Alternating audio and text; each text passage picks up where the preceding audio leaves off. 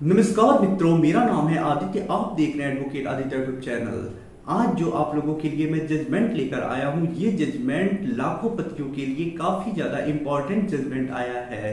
अब देखिए, कई बार ऐसा होता है कि जो पत्नी होती है बेवजह में जाके झूठे आधार पे बिना किसी साक्ष्य के ही पति और पति के घर वालों के ऊपर घरेलू हिंसा से महिलाओं का संरक्षण अधिनियम 2005, जिसे शॉर्ट में डीवी एक्ट भी कहा जाता है, इसके अंतर्गत एक फर्जी मुकदमा दर्ज करा देती है।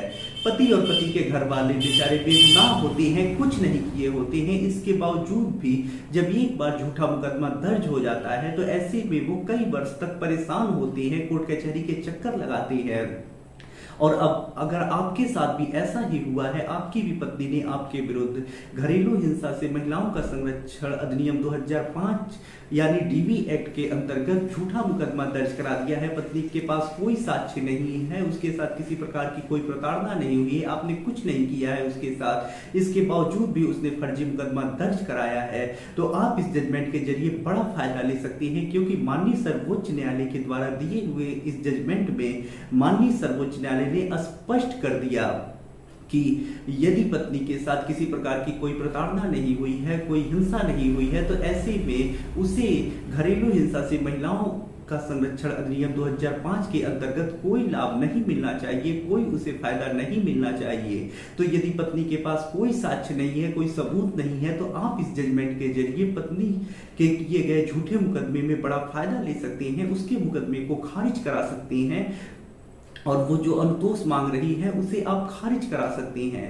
तो आइए इस जजमेंट के बारे में डिटेल में समझते हैं। इस जजमेंट के बारे में डिटेल में समझने के पहले मैं आपसे दो बातें बता देना चाहता हूं। पहली चीज तो ये कि मेरी एक किताब पब्लिश हुई है जिसका नाम है legal guide for husband in matrimonial cases.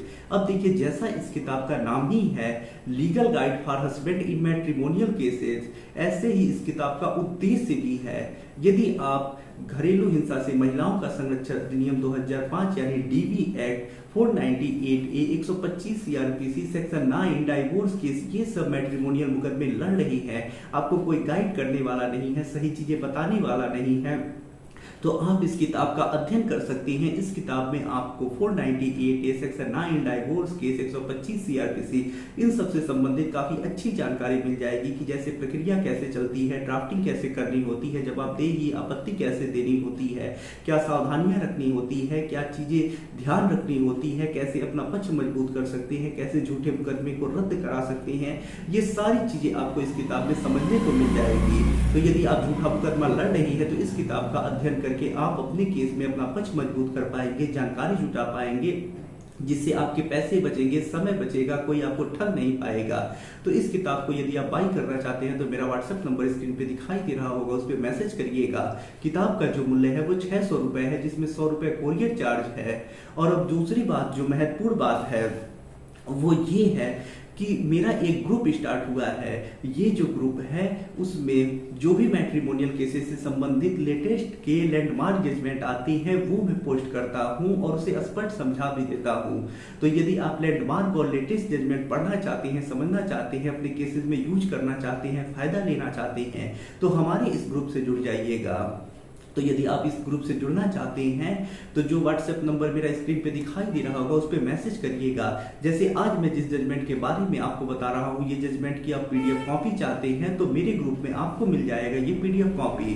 तो ग्रुप से जुड़ने के लिए जो चार्ज है वो 500 रुपए है, जिसे आपको वन टाइम पे करना है, दोबारा कभी आपको कोई चार्ज नहीं पे करना है। तो इस ग्रुप से जरूर जुड़ जाइएगा यदि आप लैंडमार्क और लेटेस्ट जजमेंट पढ़ना चाहते हैं। तो अब आइए अपने महत्वपूर्ण जजमेंट पे हम चर्चा करते हैं। तो देखिए, ये जो जजमेंट आया है वो माननीय सर्वोच्च न्यायालय के द्वारा आया हुआ एक महत्वपूर्ण जजमेंट है। ये जो जजमेंट है वो संगीता साहा वर्सेस अभिजीत साहा के केस में आया है और ये जो जजमेंट है इसमें माननीय सर्वोच्च न्यायालय ने स्पष्ट कर दिया है कि यदि पत्नी के पास कोई साक्ष्य नहीं है, कोई सबूत नहीं है, वो हिंसा साबित नहीं कर पाती है, तो घरेलू हिंसा से महिलाओं का संरक्षण अधिनियम 2005 के तहत उसे कोई रिलीफ नहीं मिलना चाहिए। तो तो इस जजमेंट में ये स्पष्ट कर दिया गया है कि झूठे डीवी एक्ट के केस में पत्नी को कोई फायदा नहीं मिलना चाहिए। तो यदि आपका मामला होगा, डीवी एक्ट का केस चल रहा होगा, झूठा मुकदमा होगा, तो ये जजमेंट आपके लिए काफी ज्यादा उपयोगी साबित होने वाला है। और जैसा मैंने बताया, जजमेंट की कॉपी चाहिए तो ग्रुप से जुड़ जाइएगा। तो थोड़ा सा इस जजमेंट के बारे में हम समझ लेते हैं कि इसमें क्या मामला है। तो देखिए, मामला इस प्रकार है कि जो पत्नी है वो अपने पति, सास ससुर और एक भाभी के ऊपर घरेलू हिंसा से महिलाओं का संरक्षण अधिनियम 2005 के अंतर्गत एक मुकदमा दर्ज कराती है। यह मुकदमा दर्ज होने के बाद मजिस्ट्रेट के वहां यह मुकदमा चलता है और अंत में जो मजिस्ट्रेट होते हैं वो यह स्पष्ट कर देते हैं कि पत्नी ने जो भी आरोप लगाए थे, गलत आरोप लगाए थे, पत्नी के पास कोई साक्ष्य नहीं है, पत्नी यह साबित करने में असमर्थ है कि उसके साथ कहीं किसी प्रकार की कोई क्रूरता हुई है, हिंसा हुई है, तो ऐसे में वो कोई अनुतोष पाने की हकदार नहीं है और पत्नी का मुकदमा जो होता है खारिज हो जाता है। उसके बाद जो पत्नी होती है वो सेशन कोर्ट में इस आदेश के विरुद्ध रिवीजन लगाती है। सेशन कोर्ट पत्नी के पक्ष में आदेश करता है और पति को आदेश करता है कि वो पत्नी को 4,000 रुपए प्रति माह भरण पोषण के रूप में दे, जिसमें बच्ची के लिए भी भरण पोषण है, और उसके साथ ही साथ निवास का भी आदेश करता है। उसके बाद जो पति होता है, जब ये आदेश उसके विरुद्ध हो जाता है तो वो हाई कोर्ट में रिवीजन लगाता है। पति की तरफ से यह तर्क रखा जाता है कि पत्नी के साथ किसी प्रकार की कोई उसने क्रूरता नहीं की है, हिंसा नहीं की है, उसने गलत आरोप लगाए हैं, साक्ष्य भी उसने कहीं नहीं दिए हैं, वो साबित भी नहीं कर पा रही है कि उसके साथ किसी प्रकार की कोई क्रूरता हुई, हिंसा हुई। इसके बावजूद भी उसके विरुद्ध ये आदेश हुआ है, ये गलत आदेश हुआ है। हाईकोर्ट भी जब मामले को देखता है तो यही कहता है कि पत्नी ने कहीं कोई साक्ष्य नहीं दे पाई है, कहीं साबित नहीं कर पा रही है कि उसके साथ किसी प्रकार की कोई क्रूरता हुई है, हिंसा हुई है। तो ऐसे में जब कोई महिला घरेलू हिंसा से महिलाओं का संरक्षण अधिनियम 2005 के अंतर्गत अनुतोष की मांग कर रही है, तो उसे ये साबित करना पड़ेगा कि उसके साथ क्रूरता हुई है, हिंसा हुई है, तभी उसे इस अधिनियम के अंतर्गत लाभ दिया जा सकता है, अनुतोष दिया जा सकता है। यदि वो साबित नहीं कर पाती है तो उसे किसी प्रकार का कोई अनुतोष, उसके पक्ष में लाभ, कोई पक्ष में आदेश नहीं दिया जा सकता है। तो ऐसे में जो हाई कोर्ट होता है, सेशन कोर्ट जो आदेश किया होता है उसे खारिज कर देता है। उसके बाद जो पत्नी होती है सुप्रीम कोर्ट चली जाती है और रिवीजन डालती है। सुप्रीम कोर्ट भी जब पूरे मामले को देखता है तो ये स्पष्ट कर देता है कि यदि कोई महिला ये कह रही है कि उसके साथ हिंसा हुई है, क्रूरता हुई है और घरेलू हिंसा से महिलाओं का संरक्षण अधिनियम 2005 के अंतर्गत कोई अनुतोष की मांग कर रही है, लेकिन वो न्यायालय में साबित नहीं कर पा रही है कि उसके साथ क्रूरता हुई है, हिंसा हुई है, तो ऐसे में इस अधिनियम के अंतर्गत उसे कोई अनुतोष नहीं मिल सकता है, कोई लाभ नहीं मिल सकता है। और ऐसे में जो हाईकोर्ट का आदेश होता है, सुप्रीम कोर्ट उसे सही मानता है और जो आदेश है उसे जारी ही रखता है। तो यहाँ पे ये चीज स्पष्ट हो जा रही है कि यदि आपकी पत्नी ने झूठा मुकदमा लगाया है और कोर्ट में वो साबित नहीं कर पाती है अपने आरोपों को, तो उसे कोई फायदा नहीं मिलना चाहिए।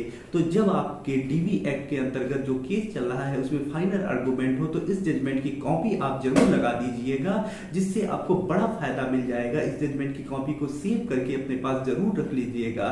जजमेंट की कॉपी डाउनलोड करने के लिए हमारे ग्रुप से जुड़ जाइएगा, जहां आपको इस प्रकार के बहुत सारे इंपॉर्टेंट जजमेंट पढ़ने को, समझने को मिल जाया करेंगे। तो आशा कर रहा हूँ जानकारी आपको काफी ज्यादा पसंद आई होगी।